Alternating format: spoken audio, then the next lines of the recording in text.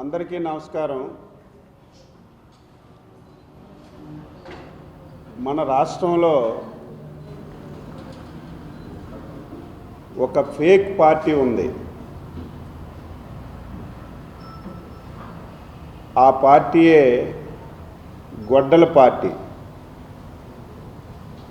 గొడ్డల party కానీ party అధ్యక్షుడు కానీ వారి నరనరాల్లో అబద్ధాలు చెప్పడం తప్ప ప్రజలకి వాస్తవాలు చెప్పడం వారి జీవితంలో లేనటువంటి విషయం అని చెప్పి ఈ సందర్భంగా తెలియచేస్తున్నాను. అందుకే ఒక బాధ్యతగా ఈ రాష్ట్రంలో గొడ్డల పార్టీ అనునిత్యం పచ్చి అబద్ధాలు చెప్తూ ప్రజలకి మోసం చేస్తున్నటువంటి సందర్భంలో వాస్తవాలు ప్రజలకి తెలియచేయవలసినటువంటి అవసరం ఉంది. అందులో భాగంగా ఈరోజు ఈ పాత్రికేయుల సమావేశాన్ని ఏర్పాటు చేశామని చెప్పి తెలియజేస్తున్నాను. గతంలో కూడా కొంచెం యాపన పడ్డాం. 2019-14 చంద్రబాబు నాయుడు గారి ప్రభుత్వంలో ఈ దేశంలో ఏ రాష్ట్రంలో చేయనటువంటి అభివృద్ధిని సంక్షేమాన్ని 5 సంవత్సరాల్లో చేసి చూపించాం. కానీ ఆ రోజు గొడ్డల పార్టీ అధ్యక్షుడు అనునిత్యం చెప్తున్నటువంటి అబద్ధాలని అవాస్తవాలని సరైనటువంటి సమయంలో తిప్పి కొట్టలేకపోయాం. కాబట్టే 2019 ఎలక్షన్లలో నష్టపోయాం. ఈసారి ఆ ఛాన్స్ ఇవ్వదలుచుకోలేదు. ఆయన చెప్పిన ప్రతి అవాస్తవాన్ని, ప్రతి పచ్చి అబద్ధాన్ని ఈ ప్రభుత్వం చిత్తశుద్ధితో అంకిత భావంతో చేస్తున్నటువంటి వాస్తవాలని ప్రజలకి తెలియచేయాలని చెప్పి నిర్ణయం చేశామని చెప్పి తెలియజేస్తున్నాను. నిన్న ఒక అబద్ధం మాట్లాడాడు. దాని మీద నిన్న సాయంత్రం స్పష్టంగా సుస్పష్టంగా వాస్తవాలన్నీ ప్రజలకి తెలియజేశాం. మళ్ళీ ఈరోజు భీమవరానికి వెళ్ళాడు. ఆక్వా రంగం పైన ఇష్టం వచ్చినట్టుగా సంబంధం లేని విషయాలు ఆయన్ని ఊహించుకొని ఆయన చేసినటువంటి అరాచకాలు, ఆయన చేసినటువంటి అవినీతిని ఈరోజు ప్రభుత్వం పైన, ముఖ్యమంత్రి పైన చెప్పడానికి ప్రయత్నం చేశాడు. నేను విమర్శించదలుచుకోలేదు.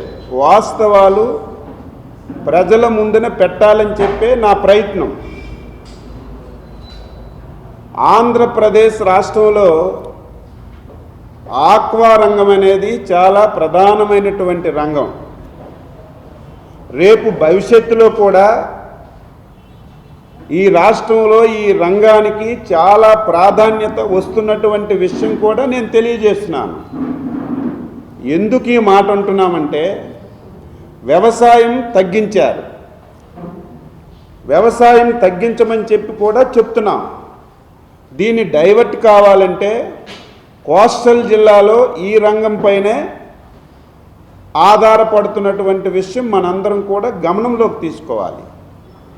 ఇంకొక ప్రధానమైనటువంటి విషయం ఏంటంటే, ఆక్వా రంగం మన ముఖ్యమంత్రి చంద్రబాబు నాయుడు గారికి మానస పుత్రిక లాంటి రంగం అని చెప్పి తెలియజేస్తున్నాను. ఉమ్మడి ఆంధ్రప్రదేశ్లో కానీ, విడిపోయినటువంటి ఆంధ్రప్రదేశ్లో కానీ ఈ రంగానికి అత్యంత ప్రాధాన్యత ఇచ్చి ముందుకు తీసుకెళ్లిన విషయం ఈ రంగంలో ఉన్న ప్రతి ఒక్కరికి తెలుసు అని చెప్పి సందర్భంగా తెలియజేస్తున్నాను. ఈ రంగం 4 విధాలుగా ఆధారపడుతుంది. ఒకటి హ్యాచరీసు, 2 రైతులు, 3 ఫీడ్ మ్యానుఫ్యాక్చర్స్, 4 ఎక్స్పోర్టర్స్. ఈ 4 వ్యవస్థలు సక్రమంగా పనిచేసినప్పుడే ఈ రంగం ముందుకెళ్ళడానికి అవకాశం ఉంటుంది. ఇందులో ఏ రంగం ఇబ్బంది పడినా సరే చివరికి నష్టం జరిగింది అసలు సిసలైనటువంటి రైతుకు నష్టం జరుగుతుంది. నైతిక నష్టం జరిగితే ఇబ్బందులు ఏ విధంగా వస్తాయో మీకు చెప్పవలసినటువంటి అవసరం లేదు. ఈరోజు గొడ్డల పార్టీ అధ్యక్షుడు 4-5 విషయాలు మాట్లాడాడు. చంద్రబాబు నాయుడు గారు అధికారంలోకి వస్తే సిండికేట్ వ్యవస్థకి పండగంట.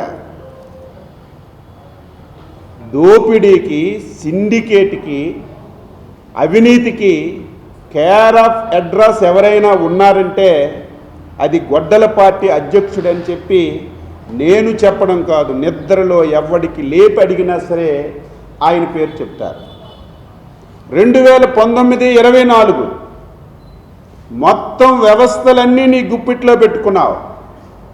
ఈ రాష్ట్రంలో ఆదాయం వస్తున్నటువంటి అన్ని రంగాలని సింగిల్ హ్యాండ్లో నీ దగ్గరికి తీసుకొచ్చి నువ్వు చేసినటువంటి అవినీతి ఇంత అంతా కాదు. ఈ 2 సంవత్సరాల్లో నువ్వు చేసిన అవినీతి అన్నీ బయటపడుతుంటే ప్రతి ఒక్కరూ ముక్కు మీద వేలు వేసుకొని చూసినటువంటి సందర్భం. ఈరోజు రెక్కరు మొత్తం నువ్వే, కొట్టు నీదే, తయారు నీదే, బాటిల్ నీదే, ట్రాన్స్పోర్ట్ నీదే, మొత్తం లిక్కర్ అంతా ఈ రాష్ట్రంలో దోచుకున్నావు. శాండ్ అంతా దోచుకున్నావు సింగిల్ హ్యాండ్తో. మైన్స్ అన్నీ దోచుకున్నావు. ఈ రాష్ట్రంలో ఎక్కడ భూములుంటే భూముల మీద కొన్నేసి మొత్తం భూములన్నీ దోచుకొని లక్షల కోట్ల రూపాయలకి నువ్వు అవినీతి చేసిన విషయం ప్రతి ఒక్కరికి తెలుసు. దాని రిజల్టే మొన్న 2024 ఎన్నికల్లో ప్రజలు చూపించిన విషయం కూడా గుర్తుపెట్టుకోవాలి. ఈ ప్రభుత్వం వచ్చిన తర్వాత స్వేచ్ఛగా వ్యాపారాలు చేసుకుంటున్నారు. వాళ్ళు కావాలని, వీళ్ళు కావాలని, వీళ్ళు ఉండాలని, వీళ్ళే చేయాలని ఎప్పుడూ లేదు. నేను ఎక్కువ సార్లు చెప్తుంటాను, మళ్ళీ మళ్ళీ చెప్తుంటాను. వారి కుటుంబం నైజం ఏమిటంటే, మేము ఫలానా పని చేశాం, మీరు అభివృద్ధి చేశాం, మీరు ఎప్పుడు ఆదరించండి అని ఎప్పుడు మాట్లాడరు. అటు రాజశేఖర్ రెడ్డి నుంచి ఈరోజు గొడ్డల పార్టీ అధ్యక్షుడి వరకు కులాల మధ్యన తగువు పెట్టడం, మతాల మధ్యన తగువు పెట్టడం, ప్రాంతాల మధ్యన తగువు పెట్టడం, ఎప్పుడు కులాల యొక్క పేరు చెప్పుకొని పబ్బం గడుపుకోవడం వీరికి అలవాటుగా మారింది. సిండికేట్లు వచ్చారట, అందులో చంద్రబాబు నాయుడికి సంబంధించిన వాళ్ళే ఈ వ్యాపారంలో ఉన్నారట. నీకు అసలు సిగ్గుందా? కనీసం అవగాహన ఉందా? ఈరోజు నీ అబద్ధాల నోటుతో చెప్పినటువంటి ఏవైతే కంపెనీలు నిన్నో మొన్నో చంద్రబాబు నాయుడు ముఖ్యమంత్రిగా ఉన్నప్పుడు పుట్టినటువంటి కంపెనీలు కావివి. నీ తండ్రి అధికారంలో ఉన్నప్పుడు కంపెనీలు ఉన్నాయి. తరువాత వచ్చిన ముఖ్యమంత్రులు అధికారంలో ఉన్నప్పుడు కంపెనీలు ఉన్నాయి. ఎంతెందుకు గొడ్డల పార్టీ అధికారంలో ఉన్నప్పుడు ఇదే కంపెనీలు ఉన్నాయి. ఈ విషయాన్ని నువ్వు గుర్తుపెట్టుకోకుండా ఈరోజు ఏదో చంద్రబాబు నాయుడు ప్రభుత్వంలోకి వచ్చిన తర్వాత ఏదో కొంతమందే వచ్చి కంపెనీలు పెట్టినట్టుగా నువ్వు ప్రజలకి మభ్య పెడుతున్నావు. ఇది ప్రజలు ఒకసారి వాస్తవాలు తెలుసుకోవాలని చెప్పి తెలియజేస్తున్నాను. ఈరోజు ఏ రంగమైనా అభివృద్ధి జరిగిందంటే నేను విషయాలు మాట్లాడచ్చు, అపోజిషన్ విషయాలు మాట్లాడచ్చు. కానీ ప్రభుత్వానికి ఒక లెక్క ఉంటుంది. ఆ లెక్కే గ్రోత్. నువ్వు అధికారంలో ఉండేటప్పుడు 41.75 లక్షల కోట్లు జీవీఏ రూపంలో ప్రభుత్వానికి ఆదాయం వచ్చేది. మేము వచ్చిన తర్వాత ఈ 2 సంవత్సరాల్లో 41,75,000 కోట్ల రూపాయల నుంచి 63.65 లక్షల కోట్లని తీసుకొచ్చామంటే ఈ రంగం అభివృద్ధికి ఇంతకంటే సూచిక ఇంకొకటి లేదు అని చెప్పి తెలియజేస్తున్నాను. అదేవిధంగా గ్రోత్ 2014లో అధికారంలోకి వచ్చాం, మొత్తం వ్యవస్థలన్నీ లేవు, రాజధాని లేదు, చాలా ఇబ్బందుల్లో ఉన్నాం. కానీ ఈ రంగానికి చంద్రబాబు నాయుడు గారు అత్యంత ప్రాధాన్యత ఇచ్చి 2014 నుంచి 19 వరకు సంవత్సరానికి పెంచుతూ 15.74% గ్రోత్తో మీకు అధికారాన్ని ఇచ్చాం. మేము 5 సంవత్సరాల్లో 6% నుంచి 15%కి పెంచినప్పుడు నీ ప్రభుత్వ హయాంలో 15% నుంచి 23%కి వెళ్ళాలి. ఎక్కడైనా సంవత్సరానికి గ్రోత్ పెరగాలి. కానీ మేము 15.7%కి ఇస్తే 1% తగ్గించి నువ్వు మళ్ళీ మాకు అధికారాన్ని ఇచ్చావు.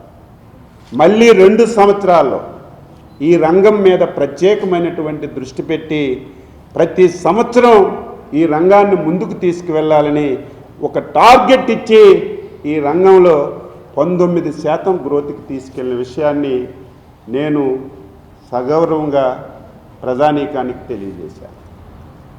రెండవది ఫీడు. ఇదే ప్రధానమైనటువంటిది. ఏం మాట్లాడుతున్నాడు తెలుసుకొని మాట్లాడాలి. నేను అధికారంలో ఉన్నప్పుడు అప్సడా అని ఒక చట్టం తెచ్చాను. ఆ చట్టంలో నేనే చైర్మను, ప్రతి నెల మీటింగులు పెట్టేవాడిను, ధరలు ఎప్పుడూ పెరగకుండా నియంత్రించేవాడినని పచ్చి అబద్ధాలు మాట్లాడాడు. చట్టం తేవడం ముఖ్యం కాదు, ఎవడైనా చట్టం తెస్తాడు, తెచ్చిన చట్టాన్ని అమలు చేయడమే ప్రధానమైనటువంటి ఉద్దేశం. నేను ఛాలెంజ్ చేసిన, నువ్వు చట్టం తెచ్చావు, ఒక్క రోజైనా సరే నువ్వు అధ్యక్షుడిగా సమావేశం పెట్టావని చెప్పి నేను అడుగుతున్నాను.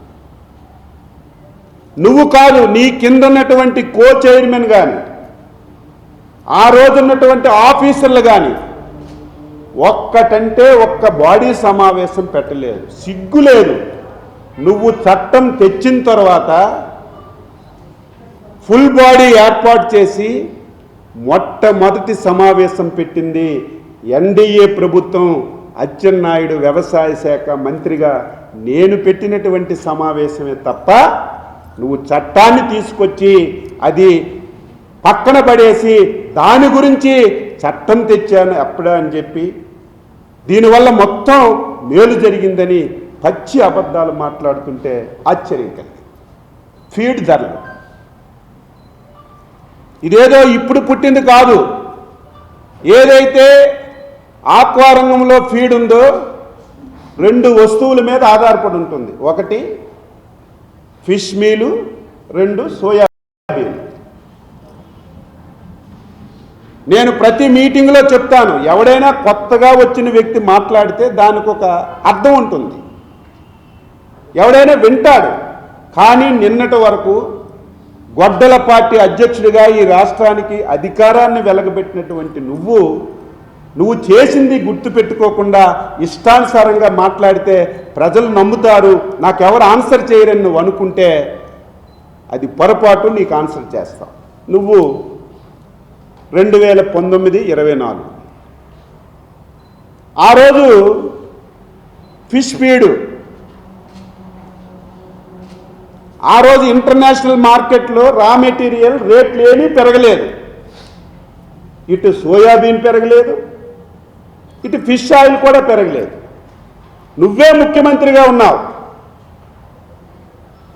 6 సార్లు పెంచావు. ఆన్సర్ చేయి. 2019 చంద్రబాబు నాయుడు ముఖ్యమంత్రికి ఉన్న రోజు ఫీడ్ ధరలు కేవలం 87 రూపాయలే ఉండేది. నువ్వు అధికారంలోకి వచ్చిన తర్వాత 6 సార్లు ఇంటర్నేషనల్ మార్కెట్లో రా మెటీరియల్ ధరలు పెరగకపోయినా నువ్వు ఆ రోజు కంపెనీలతో మిలాఖత్తై నువ్వు ధనదాహం గురించి 6 సార్లు పెంచి 110 రూపాయలు కేజీకి చేశావు. దీనికి ఆన్సర్ చేయమని ముందు చెప్తున్నాను.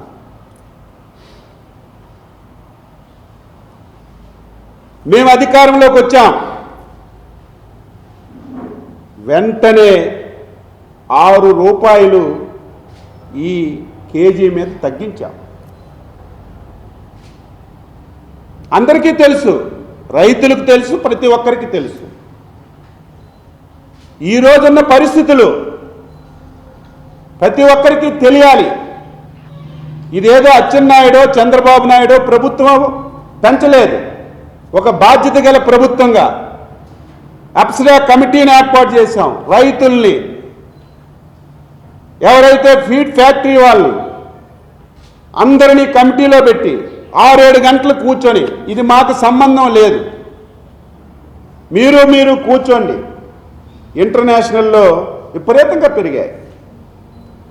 ఫిష్ మీల్ ధర 55% ఒకేసారి పెరిగింది, 55%. ఫిష్ ఆయిల్ ధర 91% పెరిగింది. సోయాబీన్ ధర 49% పెరిగింది. వాళ్ళు ఏమంటారు? ధరలు మేము పెంచకపోతే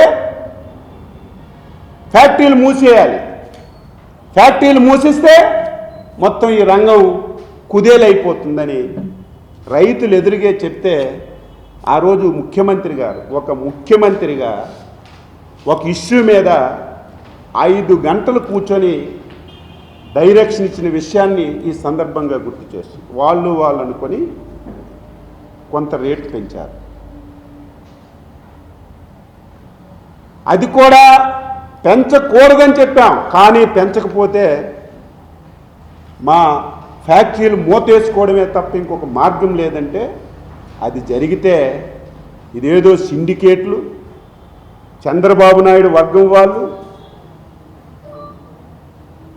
అని చెప్పి పిచ్చిగా మాట్లాడు. నువ్వు ఆన్సర్ చెయ్యమని చెప్తున్నాను. 86 రూపాయలు ఉన్నటువంటి ఫీడ్ ధర నీ 5 సంవత్సరాల్లో 6 సార్లు పెంచి ఇంటర్నేషనల్ మార్కెట్లో రా మెటీరియల్ ధర పెరగకపోయినా నువ్వు 110 రూపాయలు చేశావు. దీనికి నువ్వు ఆన్సర్ చేయమని చెప్పి తెలియజేస్తున్నావు. రెండవది, పవర్ టారిఫ్ గురించి మాట్లాడాడు. పవర్ టారిఫ్ గురించి మాట్లాడే నైతిక హక్కు నీకు ఎక్కడుందని చెప్పి నేను అడుగుతున్నాను. చాలామందికి తెలుసు, నా పాత్రికేయుల సమావేశంలో ఉంటున్నటువంటి ఎవరైతే ఈ రంగంలో పనిచేస్తున్న ప్రతి ఒక్కరికి తెలుసు, 2014 సంవత్సరానికి యాక్వా రంగానికి 3.80 పైసలకి యూనిట్ ధర ఉండేది. అందరికీ తెలిసింది. ఈ రంగానికి ప్రాధాన్యత ఇవ్వాలి, ఈ రంగాన్ని అభివృద్ధి చేయాలని చాలామంది చెప్తే, చంద్రబాబు నాయుడు గారు 3.80 పైసలు ఉన్నటువంటి యూనిట్ ధరని 2 రూపాయలు చేసి ఆక్వా రంగానికి ఇచ్చినటువంటి మహానుభావుడు మన ముఖ్యమంత్రి చంద్రబాబు నాయుడు. 2019లో మాయ మాటలు చెప్పావు, పాదయాత్ర చేశావు. నేను అధికారంలోకి వస్తే చంద్రబాబు నాయుడు గారు 2 రూపాయలు ఇస్తున్నారు, నేను ఈ రాష్ట్రంలో ఉన్నటువంటి యాక్వా జోన్ కానీ నాన్ యాక్వా జోన్ కానీ లేకపోతే 2 ఎకరాలు 3 ఎకరాలు 10 ఎకరాలు 15 ఎకరాలు ఎవ్వరికి ఎటువంటి నిబంధన పెట్టకుండా అందరికీ ₹50 ఇస్తానని మేనిఫెస్టోలో పెట్టావు, మీటింగుల్లో పెట్టి చెప్పావు. అధికారంలోకి వచ్చావు, ₹50 ఇచ్చావు. ఎవరికి ఇచ్చావు? ఎవరైతే యాక్వా జోన్లో ఉన్నారో వాళ్ళకే ఇచ్చావు. ఎవరైతే 10 ఎకరాల లోపు రైతు ఉన్నాడో వాడికే ఇచ్చావు. ఎంతమంది నష్టపోయారు? 10 ఎకరాలు పైబడే ఎక్కువ మంది ఆక్వా రంగంలో ఉంటారు. వాళ్ళకి నువ్వు ఇచ్చిన సబ్సిడీ అందలేదే. ఎవరైతే నాన్ ఆక్వా జోన్లో ఉన్నారో వారికి సబ్సిడీ అందలేదే. నువ్వెంత ఇచ్చావు? ₹50 చొప్పున 750 కోట్లు సబ్సిడీ ఇచ్చావు. కనెక్షన్లన్నీ 68,000 కనెక్షన్లకి 750 కోట్లు సబ్సిడీ ఇచ్చాం. మేము మేనిఫెస్టోలో పెట్టాం. మేము అధికారంలోకి వస్తే జోను నాన్ జోను నిబంధన పెట్టకుండా 10 ఎకరాలు పైబడున్న రూపాయిన్నరకు ఇస్తామని చెప్పి ఇచ్చిన మాట ప్రకారం రూపాయి పైసలకే 50 పైసలకే కరెంట్ ఇచ్చే కార్యక్రమానికి జీవో ఇచ్చాం. మేము సంవత్సరానికి 1150 కోట్లు దీనికి ఖర్చు పెడుతున్నాం. నేనేదో ఉద్ధరించేశానన్నావు, నేనే పవర్ సబ్సిడీ ఇచ్చాను, మొత్తం నేనే ఉద్ధరించానని చెప్పిన వ్యక్తివు నువ్వు సంవత్సరానికి ఈ రంగానికి 750 కోట్లు సబ్సిడీ ఇస్తే మేము జోను నాన్ జోను ఏ ఎకరాల సంబంధం లేకుండా 1175 కోట్లు ఈ రంగానికి సబ్సిడీ ఇస్తున్నాం. ట్రాన్స్ఫార్మర్ల గురించి మాట్లాడు. నీకు అసలు సిగ్గు లేదు. మాట్లాడితే ఎవడైనా వింటాడు, ఇది రికార్డ్ అవుతుంది, వాస్తవాలు తెలుస్తాయి అని ఆలోచన లేకుండా మాట్లాడుతున్నారు. ట్రాన్స్ఫార్మర్ ఇంతకుముందు చంద్రబాబు నాయుడు ముఖ్యమంత్రిగా ఉంటే 25 kV ట్రాన్స్ఫార్మర్కి 67,000 రూపాయలు ఛార్జ్ చేసేవారు. మీరు పాయింట్ రాసుకోవాలన్నీ రాయాలి, వాస్తవాలు తెలియాలి. చంద్రబాబు నాయుడు ముఖ్యమంత్రిగా ఉండేటప్పుడు ఎవరైనా ఆక్వా రైతు వచ్చి 25 kV సబ్స్టేషన్లో ట్రాన్స్ఫార్మర్ కావాలంటే 67,000 వాళ్ళు డబ్బులు కట్టి తీసుకెళ్ళేవాళ్ళు. నువ్వు వచ్చిన తర్వాత 67,000 నుంచి 3,24,000 పెంచావు. దీనికి ఆన్సర్ చేయి. వాస్తవం కాదా లేదా నువ్వు రా. నేను నిన్న కూడా చెప్పాను, మళ్ళీ చెప్తున్నాను, నీకు రావడానికి సిగ్గు. ఆన్లైన్లో తీసుకోమంటున్నాను. నీకు నచ్చిన విలేక, నీ సాక్షి విలేకరైనా పర్లేదు, ఒక మనిషికి పెట్టు, నువ్వు చెప్పు, నేను చెప్తాను. వాస్తవాలు ప్రజలు గమనిస్తారు. 25 kV 67,000కు దొరికితే ఈరోజు 3,24,000 చేశావు. అదే 100 kV 3,56,000కి చంద్రబాబు నాయుడు ప్రభుత్వంలో మేము ట్రాన్స్ఫార్మర్ ఇస్తే అదే ట్రాన్స్ఫార్మరు 7,03,000కి పెంచాం.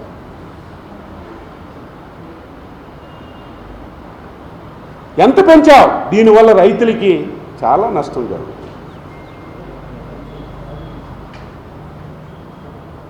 ఈరోజు యాక్వా రంగం ఇంకా బలపడాలి, ఇంకా అభివృద్ధి జరగాలి.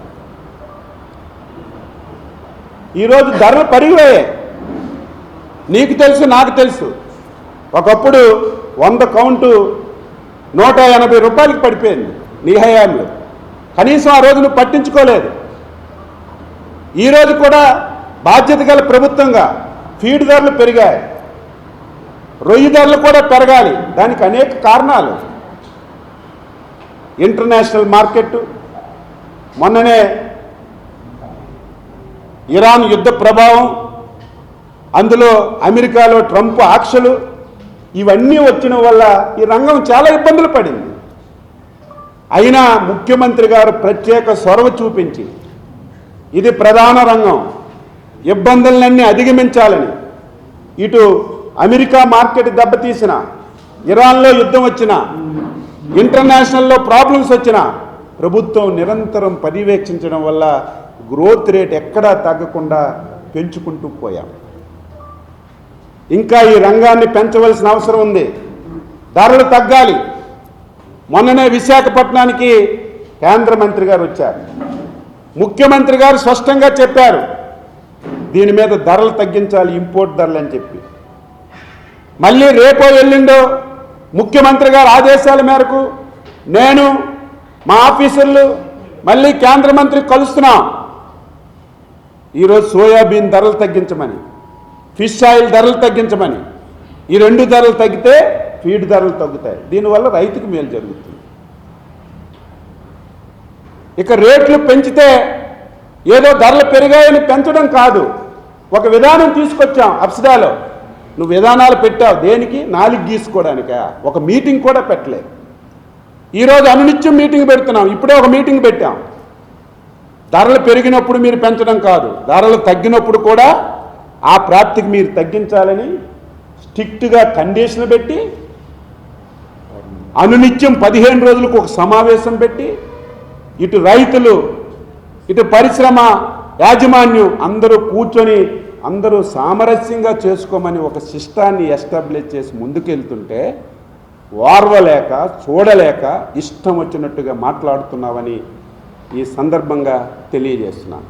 ల్యాబులు పెట్టాడట, భూతద్దంతో ఎతికినా లేవు. కొంచెం చెప్పు, పలానా ఊర్లో ఒక ల్యాబ్ నేను పెట్టాను, అక్కడికి వెళ్దామంటే పేరుకు ల్యాబు, అందులో ఒక్క ఇన్స్ట్రుమెంట్ లేదు, ఒక వ్యక్తి లేడు. అబద్ధాలు, పచ్చి అబద్ధాలు. 375 ల్యాబులు పెట్టాను, ల్యాబులు పనిచేయడం లేదు. ల్యాబులు పెట్టావు, పేర్లు పెట్టావు, ఆ ల్యాబుల్లోకి వెళ్తే ఇన్స్ట్రుమెంట్స్ ఉన్నాయా? పనిచేసిన కుర్రోళ్ళు ఉన్నారా? ఎక్కడున్నారు చెప్పు, వెళ్దాం. నువ్వు రాకపోతే నీ కింద చోట గొడ్డల పార్టీ వాళ్ళని చెప్పు, అక్కడికి వెళ్దాం, చూపిస్తాను. పచ్చి అబద్ధాలు. అదేవిధంగా నేను ఫిషరీస్ యూనివర్సిటీ తెచ్చావు. యూనివర్సిటీ అంటే ఏంటి? ఇన్ఫ్రాస్ట్రక్చర్ ఉండాలి, దానికి కావలసిన సిబ్బంది ఉండాలి. ఒక జీవో ఇచ్చాడు, ఒక కొబ్బరికాయ కొట్టాడు. యూనివర్సిటీ ఒక సచివాలయంలో ఒక క్లాసు, ఇంకొక ఊరు ఇంకొక సచివాలయంలో ఇంకొక క్లాసు. కోడి పిల్లల్లాగా ఎక్కడికక్కడ ఆ ఊర్లో ఒకటి ఈ ఊర్లో ఒకటి పెట్టి యూనివర్సిటీ అని చెప్పావు. ఒక బిల్డింగ్కి కొబ్బరికాయ కొట్టావు. మేము వచ్చాం, బిల్డింగ్ చూస్తే ఎక్కడ వేసిన గొంగలు అక్కడే ఉంది. కాంట్రాక్ట్కి పిలిస్తే 38 కోట్లు మాకు ఈ దిక్కుమాలినటువంటి మొన్నటి వరకు ఉన్న ప్రభుత్వం ఇవ్వలేదు, మేము కట్టమంటే మొన్న బడ్జెట్లో పెట్టి ఆ 37 కోట్ల రూపాయలు నువ్వు పెట్టిన బాకీలు తీర్చాం. ఇప్పుడు మళ్ళీ ముందుకు రావడానికి చెప్తున్నాం. యూనివర్సిటీ ఫుల్ ప్లెడ్జ్డ్గా స్ట్రెంగ్తన్ చేస్తున్నాం. నేను యూనివర్సిటీ తెచ్చాను, నేను ల్యాబులు పెట్టాను, అన్నీ చేశాను. అప్సడా చట్టం తెచ్చాను. చట్టం నీ గీసుకోవడానికి, మడిచి నీ దగ్గర పెట్టుకోవడానికి తప్ప నువ్వు దేనికి ఉపయోగించావు? ఒక్క మీటింగే నువ్వు పెట్టావు. నేను అడుగుతున్నాను. ఈ రకంగా ప్రజలకి తప్పుదావ పట్టిస్తున్నాడు.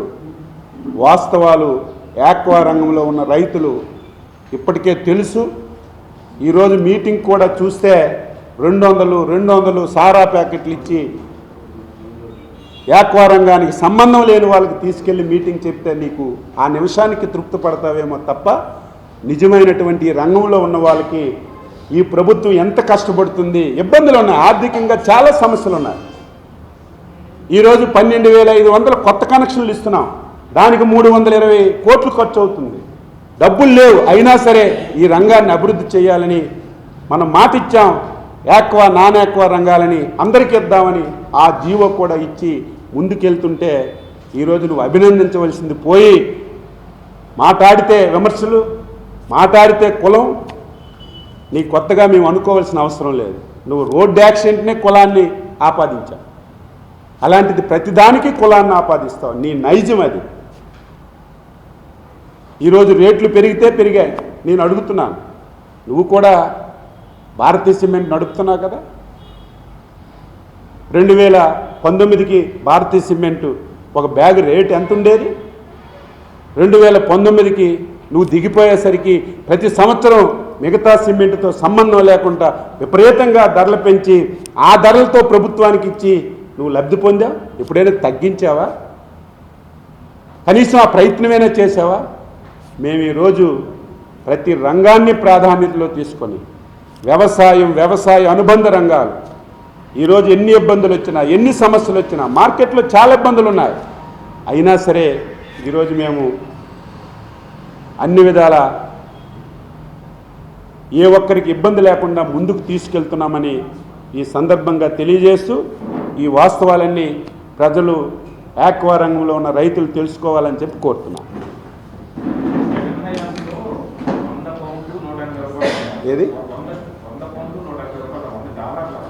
ఏది 180 రూపాయలు కేజీ.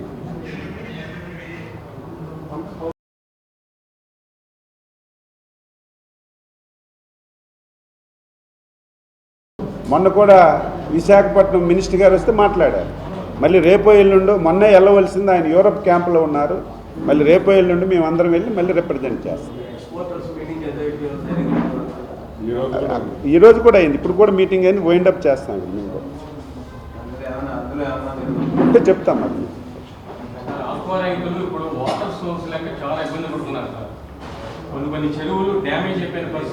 వాటర్ సోర్స్ లేదు కాదు, వాటర్ మీద కూడా ట్యాక్స్ పెంచాడు, భయపడం మర్చిపోయాను. దుర్మార్గుడు గొడ్డలపాటి అధ్యక్షుడు వాటర్ ట్యాక్స్ కూడా పెంచాడు. యాక్వా రంగానికి ఇస్తున్నటువంటి వాటర్ మీద ట్యాక్స్ ఆయన ప్రభుత్వంలో విపరీతం పెంచాడు. ఇప్పుడు ప్రాబ్లమ్స్ ఉన్నాయి. ముఖ్యమంత్రి గారు ఒకటే చెప్తున్నారు, పోలవరం రేపు 2027కి పూర్తవుతుంది. పోలవరం పూర్తయితే వాటర్ సమస్యే ఉండదు. ఇటు అగ్రికల్చర్కి, హార్టికల్చర్కి, ఇటు యాక్వా రంగానికి అన్నింటికి ఇవ్వడానికి అవకాశం ఉంది. కాబట్టి రేపు ఆ ప్రాబ్లం, ఇప్పుడైతే ప్రాబ్లమ్స్ ఉన్నాయి, ఉన్న దాంట్లో అడ్జస్ట్ చేస్తున్నాం. రేపు మనకి ఏవైతే గోదావరి జిల్లాల్లో ఎక్కువగా ఈ క్రాప్ వస్తుంది కాబట్టి రేపు మనకి పోలవరం పూర్తయితే ఆ వాటర్ ప్రాబ్లం కూడా మనకు క్లియర్ అవుతుంది. ఎల్నీలో ఎఫెక్ట్ ఉంది, మీ అందరికీ తెలుసు. అది ఇదేదో ఆంధ్రప్రదేశ్ రాష్ట్రానికి సంబంధించింది కాదు, దేశంలో ప్రపంచంలో ఉన్నాయి. కొన్ని దగ్గరలో వర్షాలు ఒకసారి ఫ్లాష్గా పడి వరదలు వస్తున్నాయి, కొన్ని ప్రాంతాల్లో వర్షాలు. ముఖ్యమంత్రి గారు కూడా ఇప్పుడే తెల్లవారే జలహారతి ఇచ్చారు. యాక్వా మీద దాని ఎఫెక్ట్ ఉండదు, ఎల్నీనో మీద యాక్వా రంగం పెద్ద ఇబ్బంది ఉండదు. అగ్రికల్చర్, హార్టికల్చర్కి ఉంటుంది. అందుకే ఆరుతడి పంటలు ఏమని చెప్పి ఇప్పటికే సూచనలు ఇచ్చాం. చాలామంది బోర్స్ కింద కూడా వరి వ్యవసాయం పెడుతున్నారు. ఈసారి గాబరాపడి వ్యవసాయం పెట్టొద్దు, వాటర్ సోర్స్ని దృష్టిలో పెట్టుకుని వ్యవసాయం పెట్టమని చెప్తున్నాం. ఎడ్యుకేట్ చేస్తున్నాం, ప్రజలకు అవగాహన కల్పిస్తున్నాం. మనం ఉన్న వాటర్ని ఎంతవరకు సద్వినియోగం చేసుకోవాలనేది ప్రధానమైన అంశం. దీనికి ఎక్కువగా ఈరోజు క్యాటిల్ ఫీడ్ మీద ఎక్కువ ప్రభావం పడుతుంది. దానికి న్యాచురల్ ఫార్మింగ్లో అది కూడా మనం ఎన్ఆర్జీఎస్ టైప్తో, జీరామ్జీ టైప్తో ఎక్కువ ఫీడ్కి కూడా వెళ్ళి ఎక్కడ కూడా సాధ్యమైనంత వరకు, ఏం మనం దేవుళ్ళం కాదు, మనం ఏం చేయలేం, సాధ్యమైనంత వరకు ఒక బాధ్యత గల ప్రభుత్వంగా ఎల్నీనోని ఏ విధంగా తట్టుకోవాలి, ఉన్న వాటర్ని ఏ విధంగా సద్వినియోగం చేసుకోవాలి, అదేవిధంగా క్యాటిల్ ఫీడ్ కూడా ఏ విధంగా సప్లై చేయాలనేది అనునిత్యం ముఖ్యమంత్రి గారి డైరెక్షన్తో మా శాఖ నిరంతరం పర్యవేక్షిస్తూ అధిగమించడానికి మా ప్రయత్నాలన్నీ చేస్తున్నాం. ఆల్టర్నేటివ్గా క్రాప్ కూడా ఒకేసారి డైవర్ట్ అయితే చాలా ప్రాబ్లమ్స్ వస్తున్నాయి. ఈరోజు మీకు తెలుసు కదా, ఒకసారి మిర్చి వచ్చింది, మిర్చి డైవర్ట్ చేసాం, మొక్కజొన్న వచ్చింది, మొక్కజొన్న ఎక్కువైపోయింది. ఇప్పుడు పొగాకు చాలా ప్రాబ్లమ్స్లో ఉంది. గతసారి బ్లాక్బెర్రీ వేశారు, మొత్తం మేమే కొన్నాం, దేశ చరిత్రలో ఎవరు కొనలేదు, 300 కోట్లు పెట్టి మేమే కొన్నాం. ఆ పొగాకు ఎవడు కొనమన్నా కొనడం లేదు, గోడంలో ఉంది. ఈరోజు మనకు పొగాకు బోర్డు ఉంది, ఆ బోర్డు ముందే ఇండెంట్ ఇస్తుంది ఏ రైతు ఎంత పండించాలని. వాళ్ళు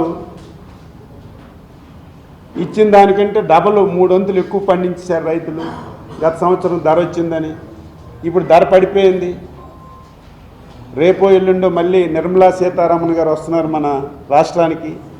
ముఖ్యమంత్రి గారు ఇప్పటికే పొగాకు గురించి 3 సార్లు మీటింగ్ పెట్టారు, ఒత్తిడి తీసుకొస్తున్నాం.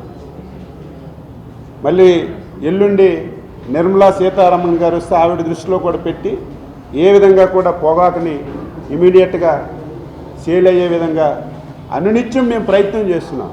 నువ్వు 5 సంవత్సరాలు ఇలాంటి ప్రయత్నం ఒకటి కూడా చేయలేదు. తాడేపల్లి ప్యాలెస్లో కూర్చున్నావు తప్ప ఈరోజు పదవి పోయేసరికి అందరూ నీకు గుర్తొచ్చారు. నువ్వు మాట్లాడినవన్నీ అబద్ధాలు. నేను ఈరోజు ఏం విమర్శించదలుచుకో, అన్ని వాస్తవాలు చెప్పాను.